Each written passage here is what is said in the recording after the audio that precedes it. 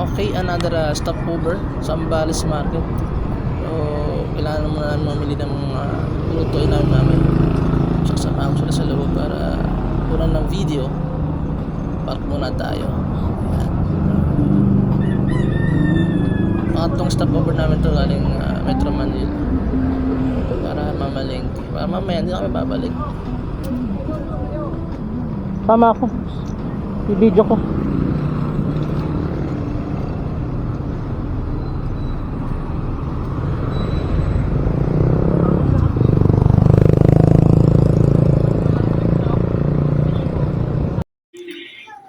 So yan, welcome to Zambales Market. Ayan, nalakad na yung mga tropa natin. Sila yung mga mamimili. Taga-picture lang tayo. So, pasok tayo sa loob. Ayan, nakalagay. Zambales Market. Okay. So, pasok tayo sa loob. So, ang galing ng paradahan ng mga tricycle. Meron silang trapal sa taas para kahit umulan hindi sila mababasa. And ayan, no? Walang pinagkaiba sa Metro Manila, halos parehas lang din. Maraming nakaparadang tricycle, motorsiklo. Ayan, hanggang nakapansin mo na isang market, maraming tao. So ayan, mga kabatch, pasok tayo sa loob. Tingnan natin kung anong laman ng palengke nila.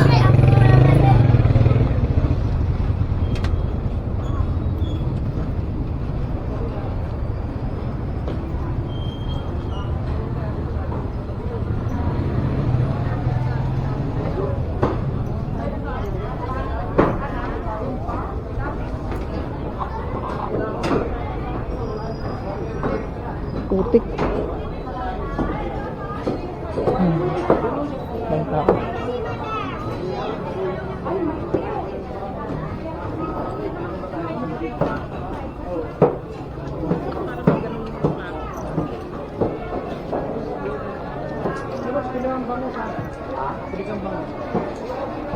Tara, bili tayo dito.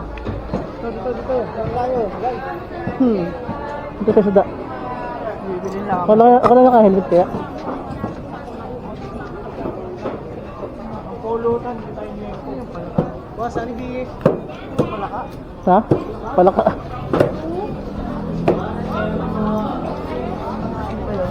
Ha? Ayun no? Lempo. Oh. Dami. Manok.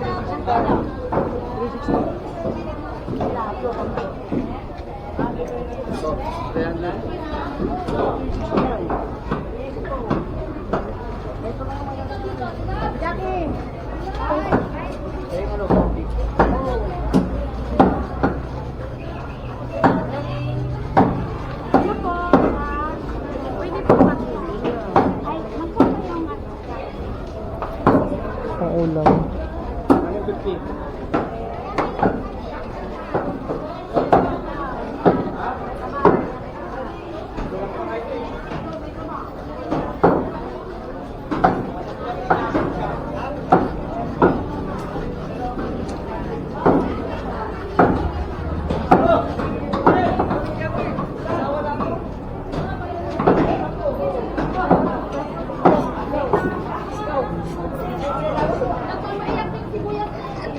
Mga fresh pa, no?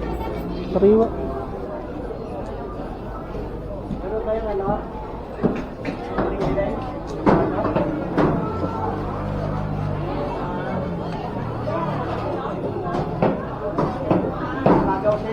Ano yung dalawa? Naayos na yung motor? Naayos na rin yung motor?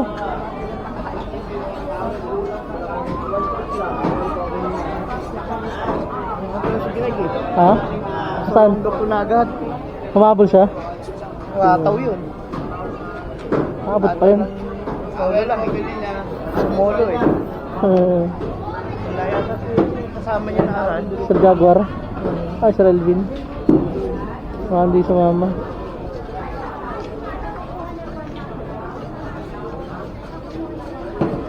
Lempo. Okay, inihaw.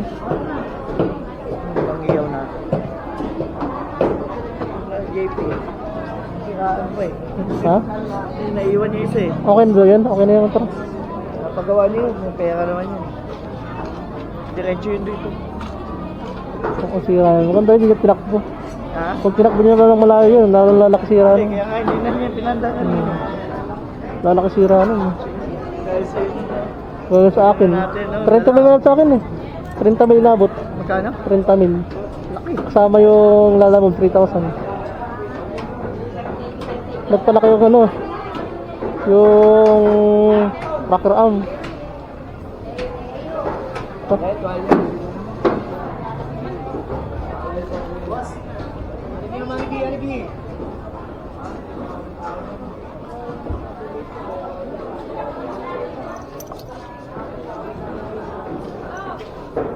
Pambalis na pala to.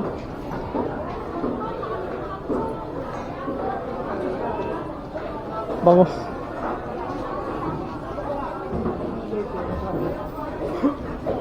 Magawa na ba? Magawa na.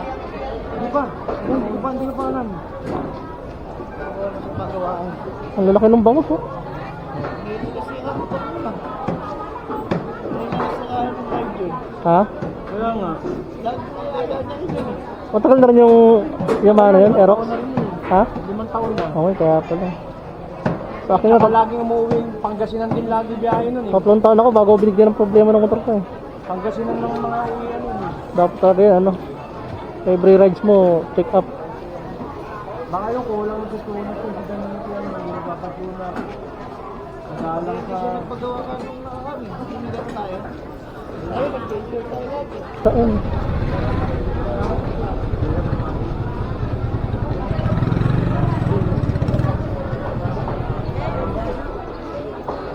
Ang laki yun. Ilang kilo yun dyan?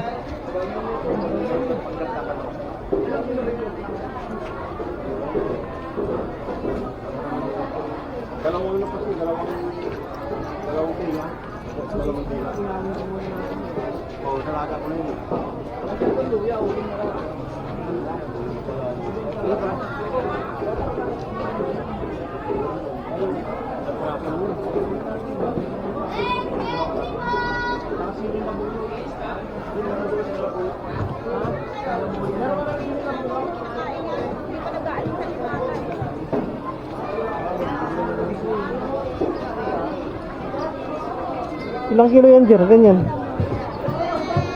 Laki. Oh.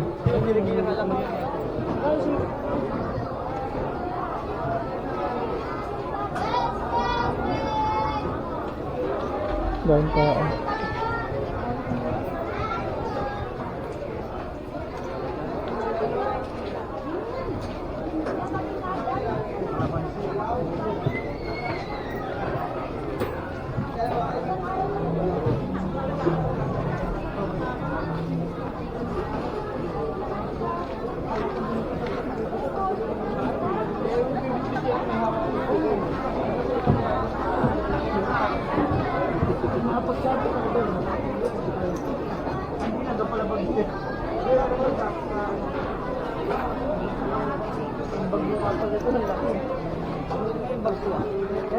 Bakit?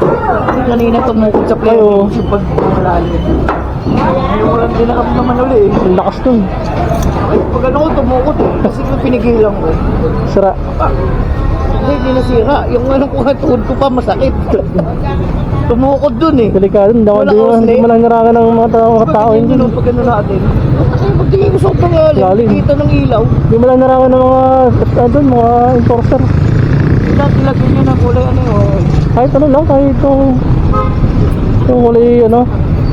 Eh, natayo doon yung parang kon. Oo, kung Para iwasan lang nadaanan doon. kasi pag may gano'n, malalaman mo na may ano, May butas. may butas. Grabe, putang ina lalim. Magulat din ako eh.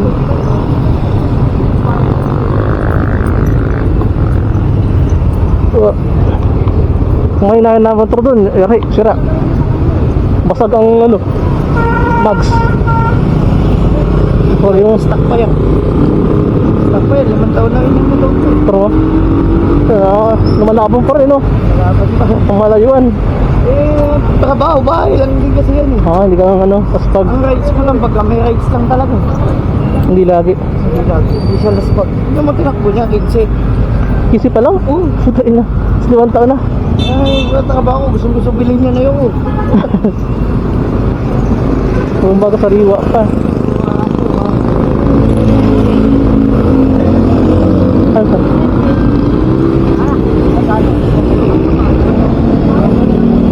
Ang mama nga ganyan, wala nga alam na.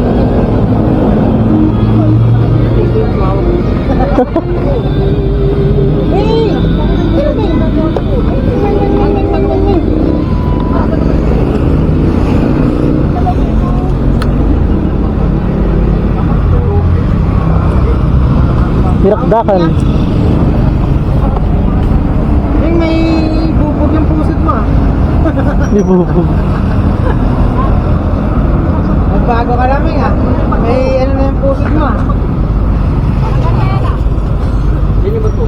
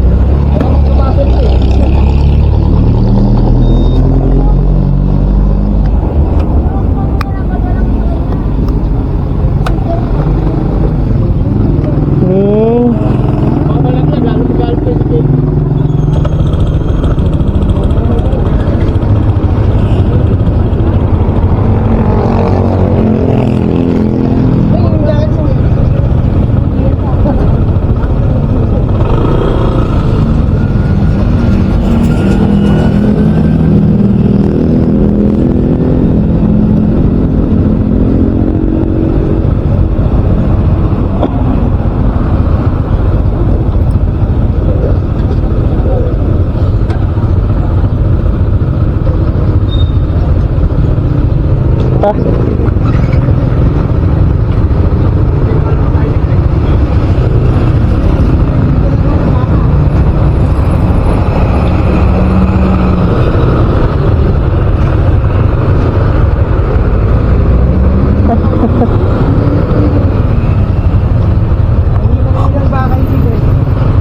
Nasa na? Nasa ulong ka muna eh. Sabi mo, Greg, huwag mong bilisan. Kasi nga naman.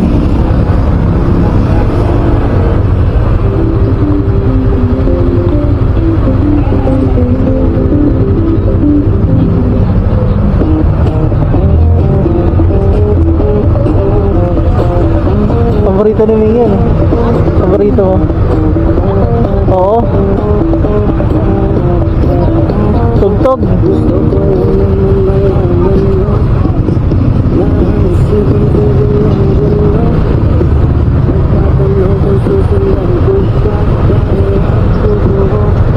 Nabihag niya.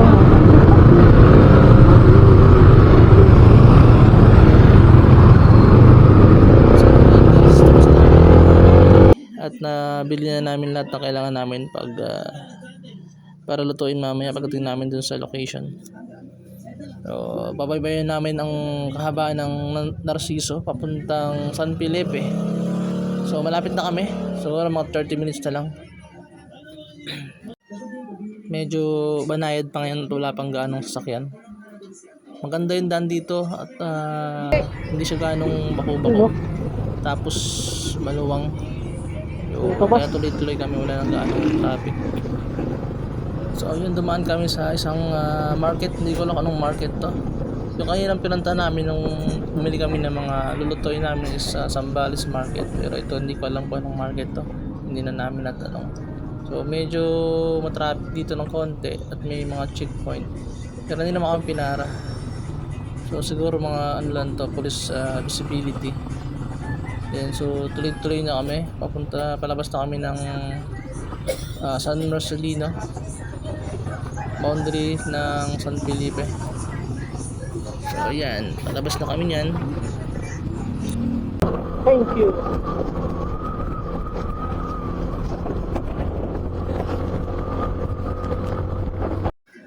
So yung mga kabats, nung napansin kong makinis yung daan at maluwang, So tinakbo na to ng mataas. Halos 74 to 80 ang takbo ko. At bala ko silang unahan at lampasan. Hahabulin ko si Sir Bogs, sinasaya yung nasa dulo. Titingnan natin kung gaano sila kabilis. Ayan, so welcome to San Narciso. Pasok na kami ng San Narciso. Ito yung kahabaan ng San Narciso. Ang ganda ng daan. Napakakinis. So, walang kalubak-lubak. So yan, inunahan ko na sila. Hahabulin ko si Sir Jomon. Siya na yung nasa una, pinakandulo na siya. Sige, habol kayo mga tropa. Ito yung isa sa mga gusto kong itakbo ng mabilis ang sasakyan ko, ang motor ko. Yung malinis yung unahan, walang gaanong kasabay. So hindi ka mangangamba na maaksidente ka. Kahit itakbo mo ng mabilis, hindi ka mangangamba.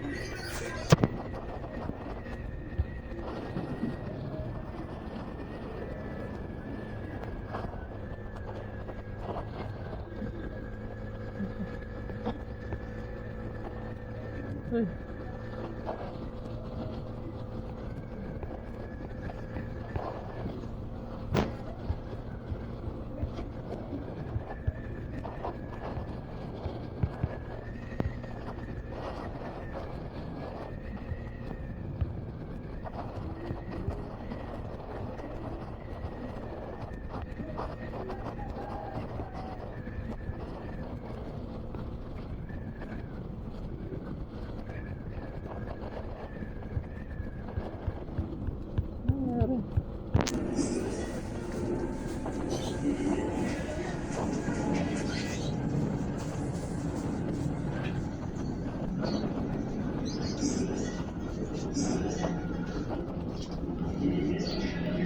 Okay.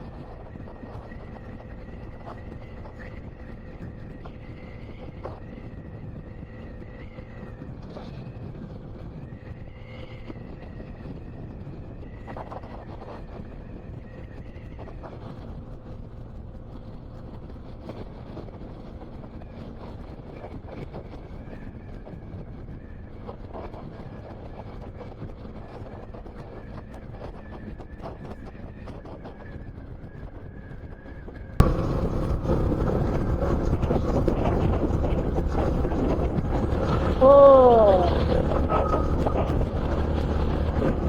Zambales. Oh, ganda niyo. Oh, yeah. Yung ano, ganda. Kaya mga barko. Oh, ay, pangga tayo. Ganda, kaya mga barko. Oh.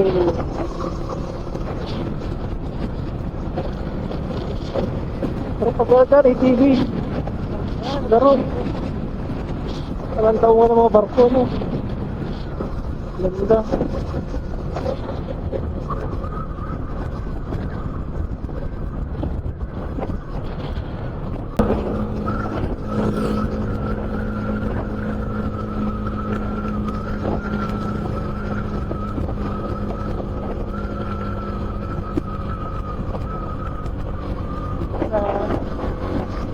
Malapit na.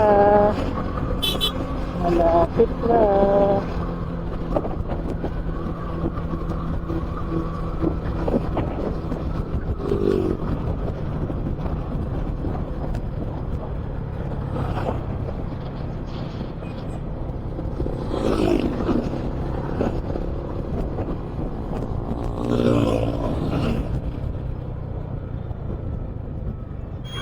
Ayun, sa wakas, narating na namin ang aming destination. Dito pala yun. San Felipe, Liwa, Zambales. So, papasok namin pag sa loob. Liwa. At babaybayin namin ang kahabaan nitong service road na to. Papunta dun sa mismong site at barracks na aming tutuluyan. At pumalik kami ng saglit para abangan ang aming mga kasama at baka mapalampas sila. So yun na, balik ulit tayo sa loob. Pasukin na natin ang tinatagong ganda ng Liwa Beach Resorts. So yan, basdan nyo, papasok. Parang ang ganda. Sa bungad pa lang, maganda na yung una mong makikita, maraming puno. Tapos maganda yung daan, malinis yung daan. Dito sa unahan, meron ditong nag-aabang para maningil ng mga papasok sa loob. Hindi ko lang natanong kung para saan tong 120 nila, kung for environmental fee or for entrance fee. So 120 is good for to na yun. Dalawa na kayo ang magkasama. So, kung lalabas kayo galing dun sa barracks nyo, kailangan dala nyo yung resibo at papakita sa kanila para hindi na kayo ulit magbayad. So pagkatapos nun, pagkabayad namin, diniretso na kami papunta dun sa mismong location ng aming barracks. So kita-kits mga pats. Para sa atin lang ito, sa Quezon, no?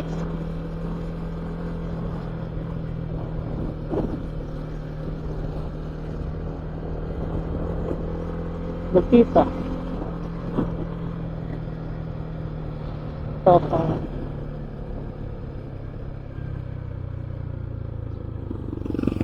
May entrance fee.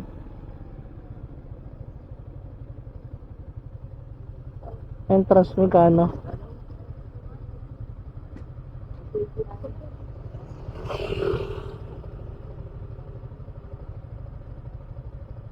Magkano?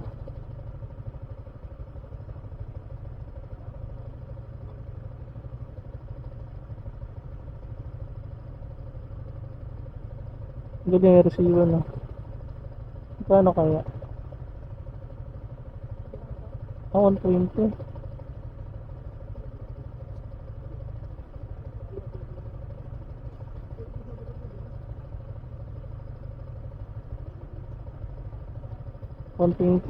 Dalawa.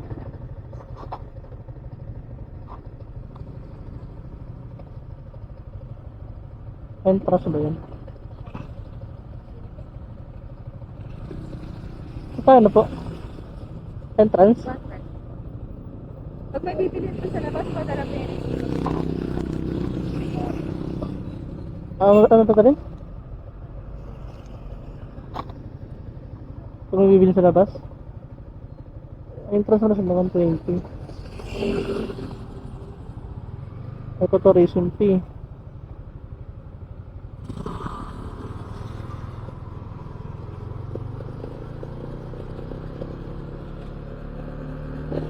Hindi nga.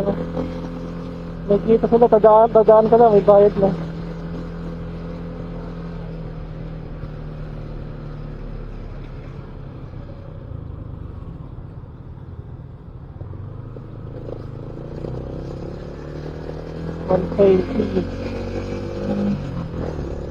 Ano yan eh, sa mga naglilinis. Pero andun yun. Ito tourism.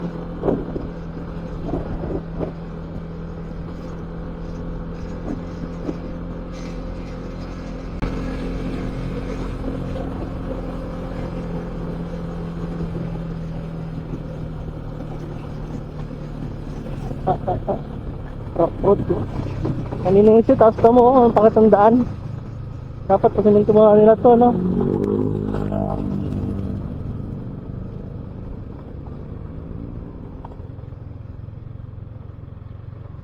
Uban sa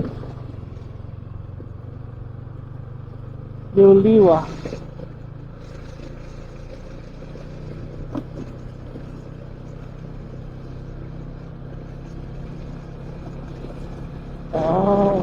Bong.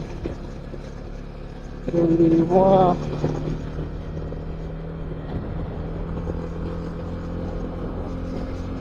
Pagpileta.